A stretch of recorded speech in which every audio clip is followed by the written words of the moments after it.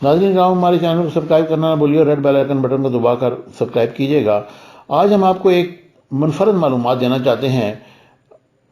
حال ہی میں برطانیہ کے نئے وزیر اعظم بورس جانسن نے اپنے عہدے کا حلف اٹھا لیا اور ان کے بارے میں یہ معلوم ہوا ہے کہ ان کے آباء و اجداد مسلمان تھے۔ گزشتہ دنوں کنزرویٹو پارٹی کے نئے قائد کے انتخاب کے سلسلے میں ٹیلی ویژن پر ایک مباحثے کے دوران برطانیہ کے وزیر خارجہ بورس جانسن نے اپنے مسلمان آباء و اجداد کا حوالہ دیا۔ کچھ لوگوں کو یہ بات محض ایک سیاسی بیان یا گپ لگی، لیکن اس سے کئی سوالوں نے جنم لیا۔ یہ اس لیے بھی حیران کن تھا کیونکہ کچھ عرصہ پہلے بورس جانسن برقعے میں ملبوس مسلمان عورتوں کو لیٹر باکس اور بینک لوٹنے والے ڈاکوؤں سے تشبیہ دے کر ایک تنازع کھڑا کر چکے تھے۔ حقیقت یہ ہے کہ چند پشتوں پہلے بورس جانسن کا خاندان نہ صرف مسلمان تھا بلکہ ان کے پردادا کا شمار سلطنت عثمانیہ کے آخری دور کی اہم شخصیات میں ہوتا ہے۔ معروف ترک اخبار حریت کے مطابق بورس جانسن کے پردادا کا نام علی کمال تھا۔ وہ ایک صحافی اور لبرل سیاستدان تھے۔ علی کمال کے والد کا نام احمد افندی تھا۔ وہ پیشے کے لحاظ سے تاجر تھے۔ وہ اس وقت قسطنطنیہ اور آج کے استنبول میں 1867 میں پیدا ہوئے اور ان کی والدہ حنیفہ فریدے سرکشائی نسل سے تھی اور احمد افندی کی دوسری اہلیہ تھی۔ علی کمال نے ابتدائی تعلیم استنبول میں حاصل کی، لیکن اعلیٰ تعلیم کے لیے بیرون ملک کا سفر اختیار کیا۔ وہ اس سلسلے میں جنیوا اور پیرس میں مقیم رہے، جہاں سے انہوں نے اپنی سیاحت کی ڈگری مکمل کی۔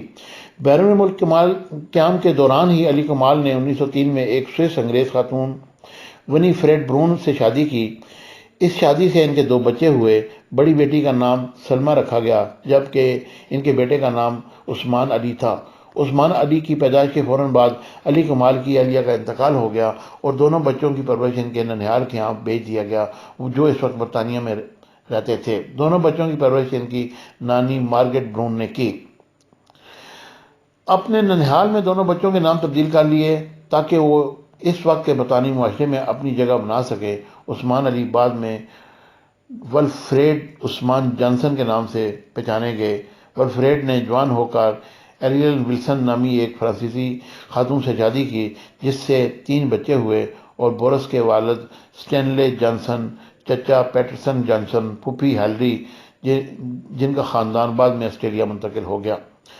علی کمال کا خاندان صرف سلمہ اور عثمان علی تک محدود نہیں رہا، بلکہ بعد میں علی کمال نے ایک ترک خاتون صبیہ خانم سے شادی کی، جو سلطنت عثمانیہ کے دربار سے وابستہ ایک نواب ذکی پاشا کی بیٹی تھی۔ اس شادی سے ان کی 1914 میں ایک بیٹا پیدا ہوا، جس کا نام ذکی کنزلاپ رکھا گیا۔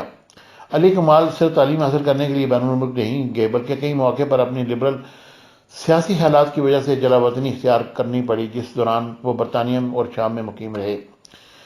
جب برطانیہ نے دوسری جنگ عظیم میں قسطنطنیہ پر قبضہ کیا تو علی کمال نے قابض فوج کا ساتھ دیا، اور قبضے کے 4 سال بعد جب ملک میں ایک طفیلی حکومت قائم کی گئی تو علی کمال اس میں وزیر خارجہ تھے، لیکن یہ حکومت زیادہ دیر قائم نہ رہ سکی اور 3 ماہ بعد اس کا خاتمہ ہو گیا۔ قابض فوج کا ساتھ دینے کی وجہ سے ان کے خلاف سخت غم و غصہ پایا جاتا تھا۔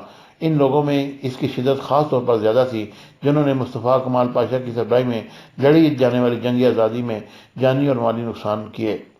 علی کمال 4 نومبر 1962 کو اس وقت اغوا کر لیا گیا جب وہ استنبول میں موجود تھے۔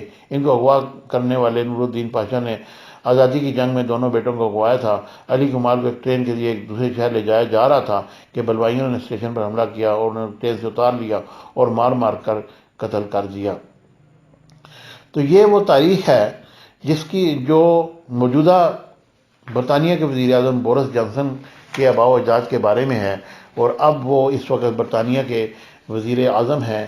اور اب دیکھیں کہ کس طریقے سے انسان کی زندگی میں نشیب و فراز آتے ہیں اور کس طرح انسان کہاں سے کہاں پہنچ جاتا ہے۔